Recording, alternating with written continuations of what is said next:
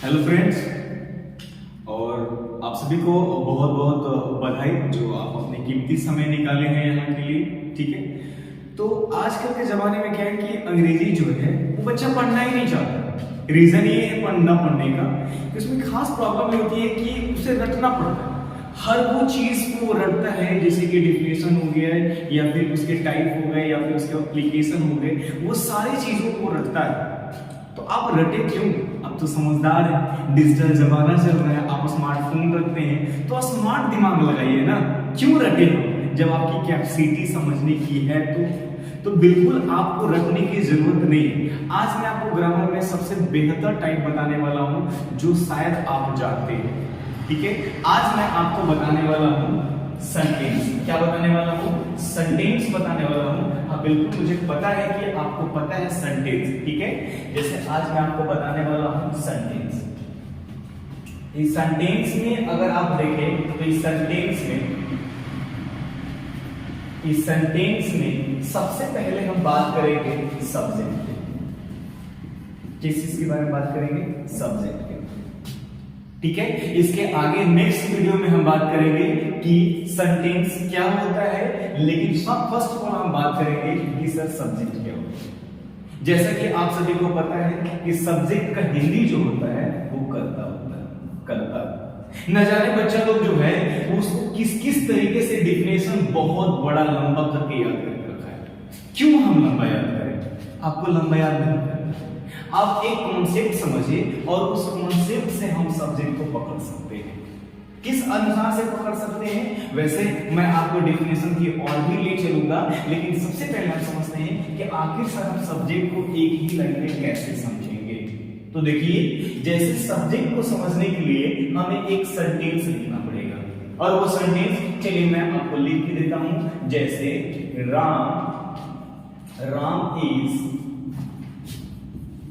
Ram is helping you, एक sentence हो गया। अगर हम ले जैसे राधा इज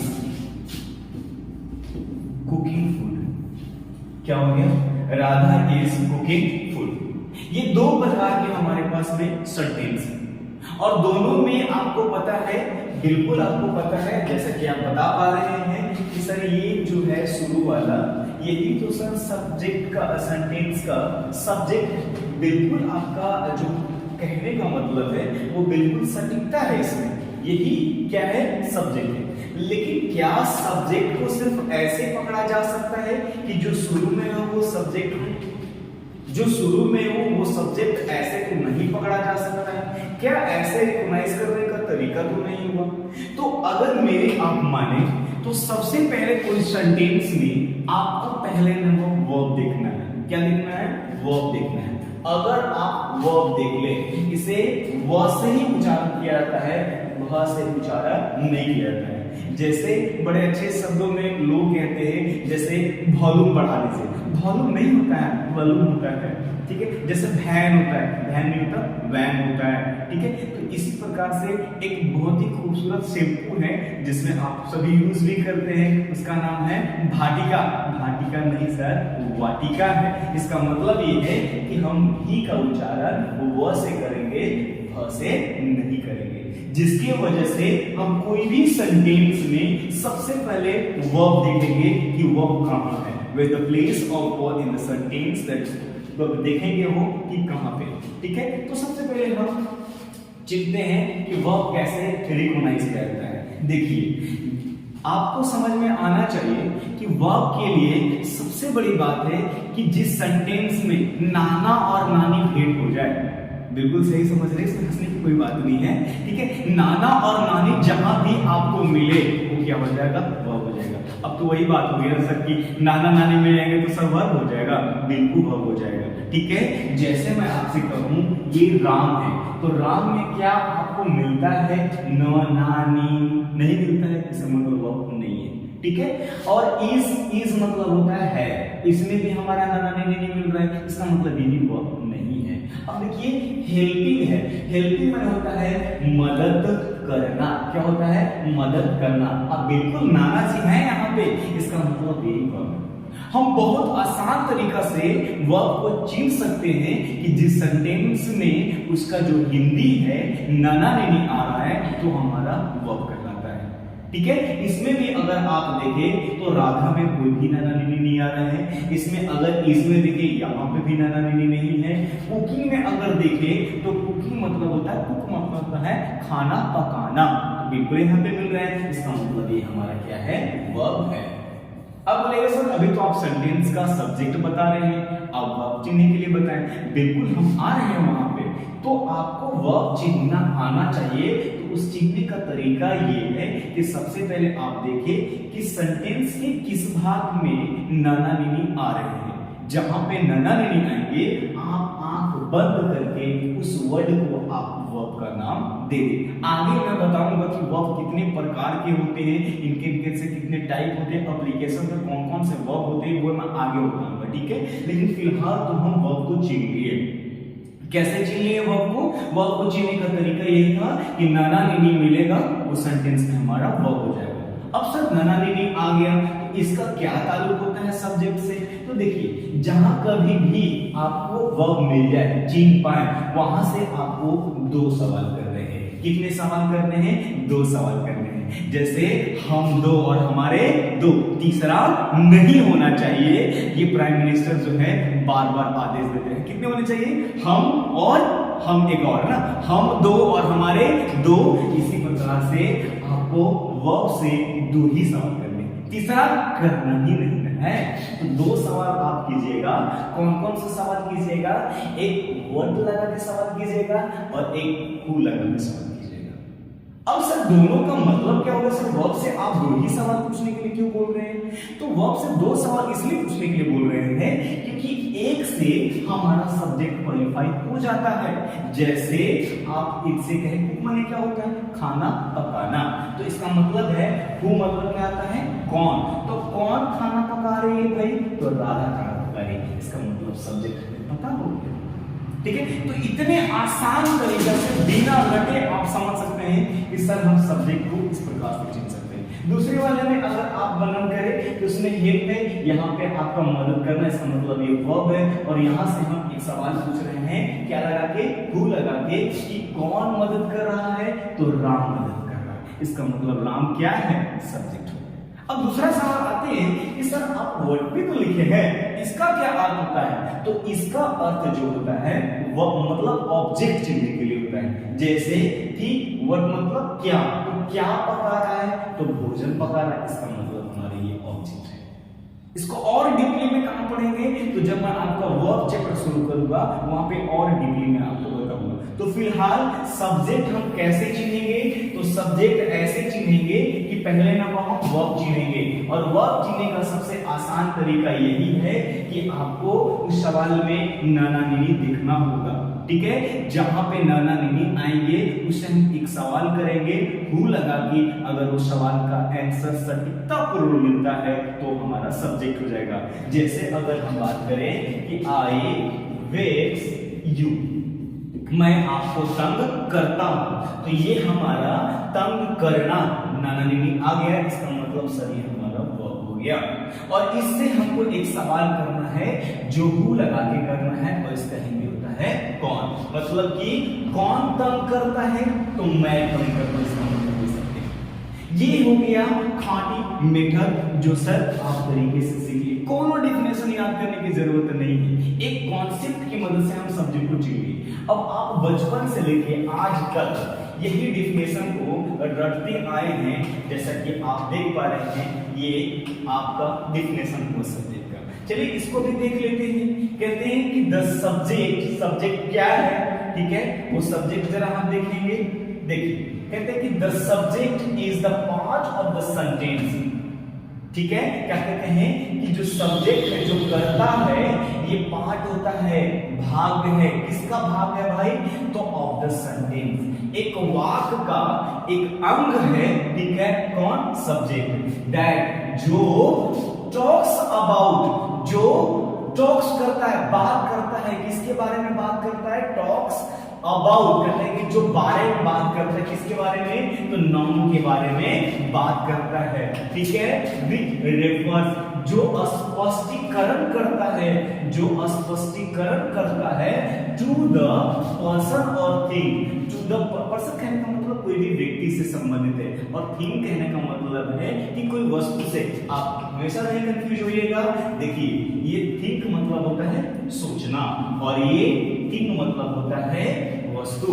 इसमें आप एस भी लगा ले तो थिंग्स में वस्तुएं हो जाएगी, तो कभी भी आप कंफ्यूज नहीं होइएगा। कहते हैं कि सब्जेक्ट जो है is a part of the sentence. Sentence का एक पार्ट होता है subject that talks about the nouns, जो नाउन के बारे में बताएगा, which refers to the person और थिंग्स, जो स्पष्टीकरण करेगा किसका, पर्सन और थिंग्स का, कि ड्यूरिंग द एक्शन, कि उसका एक्शन किस प्रकार से हो रहा है। ठीक है, द फॉर्म ऑफ वर्ब्स। देखिए यहाँ पे भी आ गया ना कि यहाँ पे वर्णन किया जा रहा है कि सेंटेंस का सब्जेक्ट ऐसा भाग है जो बताएगा कि वर्ब क्या काम कर रहा है। इससे पहले मैंने आपको यही बताया था, जैसे आप यहाँ पे ले लें कि शी हेल्प्स मी, जैसे कि वह मेरी मदद करती है, तो ये वह हमें बता रहा है कि वह क्या करती है भाई, तो मदद करती है, तो ये हमारा क्या है, सब्जेक्ट है। तो सब्जेक्ट को आप डेफिनेशन से भी याद कर सकते हैं, या इससे आसान तरीका जो है, एक ही लाइन में इसे आप खुद से सवाल पूछे कि कौन मदद करता है, तो वह मदद करती है। इतना डेफिनेशन याद करने की जरूरत है क्या, नहीं है जरूरत, तो क्यों याद करेंगे, हम स्मार्ट दिमाग लगाएंगे। तो आई होप आपको ये डेफिनेशन भी समझ में आएंगे। अब जो दूसरा सवाल होता है कि सर सब्जेक्ट कितने प्रकार के होते हैं, how many kinds of subject in English grammar. ठीक है, तो सब्जेक्ट जो होते हैं वो 3 प्रकार के होते हैं। देखिए, there are 3 types of subject. ठीक है, जो दीज आर है, जो निम्नलिखित होते हैं। मतलब सब्जेक्ट जो होते हैं वो ग्रामर में कितने प्रकार के होते हैं, 3 प्रकार के होते हैं। कौन कौन से होते हैं, तो जरा आप देखिए इस चीज को। जैसा आप देख पा रहे हैं कि ये जो है आपका, ये आपका सब्जेक्ट, मतलब कि ये आपका जो है सब्जेक्ट का टाइप हो। कौन कौन से, तो पहले नंबर आपका जो है सिंपल सब्जेक्ट है, दूसरे नंबर आपका कंप्लीट सब्जेक्ट है, और तीसरे नंबर में कंपाउंड सब्जेक्ट है। मतलब ये क्या क्या होते हैं वो भी हम समझेंगे। ठीक है, तो सबसे पहले हम बात करते हैं सब्जेक्ट के टाइप से। तो सब्जेक्ट के टाइप कितने होंगे, तो 3 प्रकार के आपसे कोई पूछेगा how many kinds of subject, there are 3 types of subject in English grammar. First simple subject, और सेकंड आपका हो जाएगा कंप्लीट सब्जेक्ट, और तीसरा हो जाएगा कंपाउंड सब्जेक्ट। तो अब बारी बारी से इसका हम वर्णन करते हैं। जैसे पहला में हम बात करें सिंपल सब्जेक्ट के, ये टाइम बचने की वजह से मैं आपको इतना लिखा पाया हूं ताकि मैं आपको बेस्ट एक्सप्रेशन कर सकूं, एक्सप्रेस ज्यादा से ज्यादा कर सकूं। ठीक है, जैसे कि हम बात करें सिंपल सब्जेक्ट में सेंटेंस 3 प्रकार के, simple subject, complete sentence, compound subject, और ये तीनों का बारी बारी से वर्णन करते हैं कि what is the simple subject. Simple subject क्या होते हैं, तो बात करते हैं part of the sentence which has only subject. आप इसे ऐसे न भी लिखिएगा, किसी और माध्यम में बोल लीजिए, जैसे there is only one subject in available in the sentence that is called simple subject. मतलब अगर वाक्य में एक ही सब्जेक्ट रहेगा, कह दीजिएगा यदि वाक्य में एक ही सब्जेक्ट रहेगा तो हमारा क्या कहलाएगा, सिंपल। सिंपल कहने का मतलब आसान। ठीक है, मतलब अगर वाक्य में एक सब्जेक्ट हो तो उसे हम सिंपल सब्जेक्ट कहेंगे। ठीक है, या कह लीजिए आप ऐसे कि it shows the one subject that's called simple subject. आप किसी प्रकार से डेफिनेशन रख सकते हैं, किताबों से, ग्रंथों से, जितना रटने का मन करता है रट लीजिए, लेकिन मैं कहूंगा फिर से कि रटिए नहीं, रटा हुआ बहुत कम ही याद होता है। समझिए, मतलब एक सेंटेंस में एक ही सब्जेक्ट रहेगा, वो सिंपल सब्जेक्ट कहलाएगा। जैसे जैसे की बात अगर हम करें, ये सही है, ठीक है, इसको आप लिख सकते हैं, कोई दिक्कत नहीं है। जैसे आप देखिए, जैसे में अगर मैं आपसे लिखूं कि एक ही सब्जेक्ट होना चाहिए, जैसे Ram is going to market. Ram is going to market. यहां पे राम जो है केवल एक ही सब्जेक्ट है इसमें, इसलिए सिंपल सब्जेक्ट कहलाएगा। मतलब ये आपका सब्जेक्ट है और सब्जेक्ट में भी कौन सा सब्जेक्ट है, तो सिंपल सब्जेक्ट है। Reason, there is only one subject available in the sentence, that's the word simple subject. मतलब वाक्य में एक सब्जेक्ट रहेगा तो क्या हो जाएगा, वो सिंपल सब्जेक्ट। अब इसको चिढ़ने के लिए आसान तरीका डेफिनेशन भी नहीं याद करना पड़ेगा, क्योंकि ये हमारा वर्ब है जाना, ठीक है। इससे आप सवाल पूछ सकते हैं कि कौन जाता है, तो राम जाता है, इसका मतलब ये सब्जेक्ट है, और सब्जेक्ट में भी कौन सा सब्जेक्ट है, तो सिंपल सब्जेक्ट है। क्लियर हो जाएगा ये लाइन, मुझे लगता है कि आपको अच्छी तरीके से समझ में आया होगा, ठीक है। दूसरा एग्जांपल को अगर आप बढ़ ले तो उसको हम ऐसे भी कर सकते हैं, देखिएगा। जैसे दूसरा एग्जांपल ले लीजिए कि she has stolen my pen, she has stolen my pen। अब इसमें सब सिंपल सब्जेक्ट कौन सा है, तो आप ध्यान दीजिए कि ये हमारा वर्ब है। मैं कैसे तेजी से पकड़ रहा हूं, तो मैं भी नाना नानी के माध्यम से पकड़ रहा हूं। स्टील मतलब क्या होता है, चुराना, इसका थर्ड फॉर्म जो है स्टोलन, ठीक है। तो चुराना, नाना नहीं आ रहा। अब इससे सवाल मैंने पूछा कि कौन चुराया भाई, तो वह चुराया, इसका मतलब ये हमारा क्या है, सब्जेक्ट, ठीक है। और सब्जेक्ट में भी कौन सा सब्जेक्ट है, तो सिंपल सब्जेक्ट है। ये क्या है, सिंपल सब्जेक्ट है, क्योंकि एक ही सब्जेक्ट इसमें है। आई होप आपको ये समझ में आई होगी। अब दूसरा हम चलते हैं, ठीक है। जैसे आप दूसरा देखिए, दूसरा हमारा जो था वो कंप्लीट सब्जेक्ट था। अब ये कंप्लीट सब्जेक्ट क्या होता है सर, तो कंप्लीट सब्जेक्ट आइए समझते हैं कि क्या होते हैं। देखिए कहते हैं कि पार्ट ऑफ द सेंटेंस, ध्यान दीजिएगा लिखा हुआ यहाँ पे है कि part of the sentence which has only subject. कहते हैं कि ये भी एक सेंटेंस का एक हिस्सा होता है जो सब्जेक्ट हैज और सब्जेक्ट विद अ मॉडिफाई, मतलब सब्जेक्ट तो है उसमें लेकिन उसका मॉडिफाई किया गया है। मॉडिफाई कहने का मतलब है कि तोड़ मरोड़ के बोला जा रहा है। जैसे आप साइकिल से जा रहे हो, ठीक है, अभी आप घर से पूरा लिपस्टिक पाउडर सब लगा के निकल रहे हो, तो बहुत चमक रहे हैं आप, ठीक है, और रास्ते में क्या हो जाए, आपका लाल गियर के चक्कर में क्या हो जाएगा, एक्सीडेंट हो जाए, तो मुंह ना क्या हो जाएगा, बिगड़ जाएगा ना, तो उसी को कहते हैं मॉडिफाई, मतलब तोड़ मरोड़ देना। तो यहाँ पे आप देखते हैं कि एक सेंटेंस का ये हिस्सा होता है जिसमें सेंटेंस के सब्जेक्ट को मॉडिफाई किया जाता है। जैसे अगर आप देखें, मैं आपसे बोलूं कि this boy is going to market, ठीक है। इसमें आप देखिए कि यह जो लड़का है वो कहां जा रहा है, बाजार जा रहा है। तो इसमें अगर आप देखिए तो ये हमारा सब्जेक्ट है, ये हमारा क्या है, सब्जेक्ट है। अब इसके साथ में दिस लगा हुआ है, इसका मतलब है कि इसको तोड़ मरोड़ के और सुंदर बना रहे कि यही लड़का जा रहा है। इसका मतलब है कि ये हमारा मॉडिफायर यहाँ पे किया हुआ है।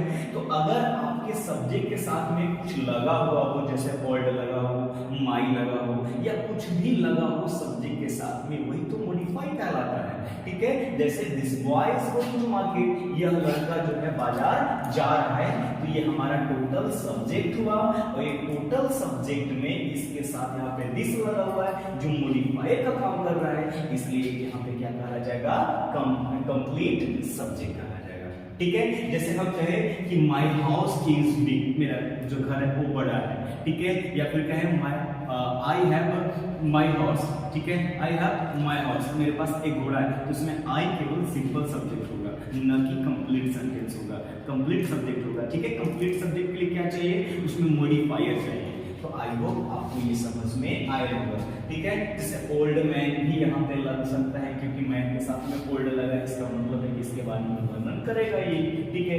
This boys are playing cricket, this boy are playing cricket, ये भी हो सकता है। चलिए अब लास्ट देखते हैं हम कंपाउंड सब्जेक्ट, ठीक है। कंपाउंड सब्जेक्ट क्या होता है, जैसा कि नाम ही है, कंपाउंड मतलब होता है दो चीज का मिलना, ठीक है। जैसे part of the sentence has two or more subject join with help of the conjunction, ठीक है, क्लियर है। तो ये कहते हैं कि जो कंपाउंड सब्जेक्ट होता है, कंपाउंड सब्जेक्ट उसे कहते हैं जिसमें दो सब्जेक्ट एक साथ मिले रहेंगे। जैसे आप देखिए यहाँ पे कि एस में देखिए, जैसा कि Ram and Sohan Ram and Sohan are playing cricket. ठीक है, देखिए तो यहाँ पे एक तो राम हुआ और दूसरा क्या हुआ, सोहन हुआ, और दोनों को जोड़ने के लिए एक कंजंक्शन यहाँ पे आया हुआ, कनेक्टर लगा हुआ है, और इसमें दो सब्जेक्ट हो जा रहे हैं, जिसके वजह से इसको कंपाउंड सब्जेक्ट कहेंगे। मतलब दो सब्जेक्ट एक साथ जुड़े रहेंगे तो वो हमारा कंपाउंड सब्जेक्ट कहलाएगा। जैसे हम कहें कि राइस एंड करी इज माय फेवरेट डिश, तो यहाँ पे राइस हो गया, इसके बाद में करी हो गया, ठीक है, दोनों एक साथ हैं इसलिए कंपाउंड हो जाएंगे। जैसे विस्की एंड सोडा, बिल्कुल उसको लगे की जगह नहीं जान रहे हैं हम, विस्की और सोडा का नाम से तो एकदम गदगद हो गया है ना, खुल के पूरा हो गए होंगे। अरे गधा, ऐसे बात नहीं है, whisky and soda is a favourite dish या ड्रिंक कर लीजिए, तो विस्की और सोडा दोनों एक साथ है, ये हमारा कंपाउंड हो जाएगा। कंपाउंड कहने का मतलब है दोनों एक साथ मिलेगा। तो सिंपल सब्जेक्ट कहने का मतलब जिसमें एक सब्जेक्ट आया होगा, राम, सोहन, गीता, मीरा, राधा, जो भी है, रावण, राम जो भी है ना, ये सारे के सारे क्या कहलाएंगे, ये सिंपल सब्जेक्ट। और कंप्लीट सब्जेक्ट उसको कहेंगे जो सब्जेक्ट के साथ में कुछ लगेगा, जैसे ऑड लगेगा, दिस लगेगा, ये सारी चीजें। और कंपाउंड सब्जेक्ट किसे कहेंगे, कंपाउंड सब्जेक्ट में दो सब्जेक्ट आए हुए हैं एक साथ, तो उसे हम कंपाउंड सब्जेक्ट कहेंगे। इसके साथ प्रैक्टिस करने के लिए आपको हम पेज दे देते हैं, ठीक है, जिसमें आप छाप लीजिए, उसमें आप वर्णन कर लीजिए, अपनी प्रैक्टिस कर लीजिए कि सर सिंपल कौन है, कंपाउंड कौन है और कंप्लीट कौन है, ठीक है। आई होप आपको ये सारी की सारी चीज समझ में आई होगी। अगर आई होगी, ठीक है, कोई बात नहीं, एक थंबनेल दे दीजिए, एक लाइक का बटन दे दीजिए, जिससे कि हम आपसे बहुत प्रेरणा होती है, ठीक है। तो बने रहिए हमारे चैनल पे और देखते रहिए आज तक।